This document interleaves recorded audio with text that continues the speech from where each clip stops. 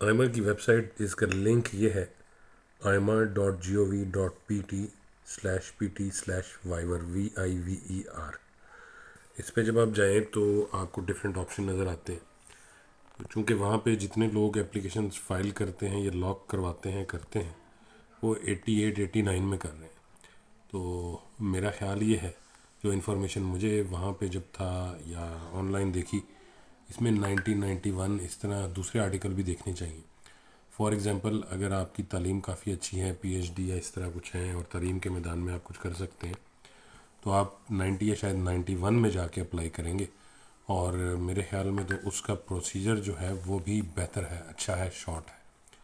تو بجائے اس کے کہ کسی اور کے ہتھے چڑھیں اور انفارمیشن ہوائی انفارمیشن لیں، سنی سنائی باتوں پہ رہیں، آپ خود اسی ویب سائٹ پہ جائیں، اور یہ ایگزیکٹلی جو لنک ہے اس کا میں اس کو کاپی بھی کر دوں گا، aimer.gov.pt/pt/viver وائور۔ اس پہ جائیے اور جا کے دیکھ لیے کہ کون سا والا آرٹیکل جو ہے وہ آپ کو زیادہ سوٹ کر رہا ہے، اور کون سا والا آپ کے لیے زیادہ بہتر رہے گا آپ کی تعلیم، آپ کے ہنر، آپ کے کام کی مناسبت سے۔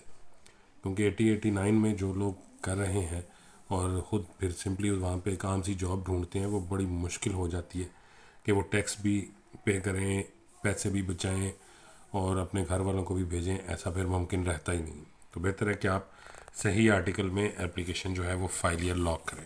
Thank you.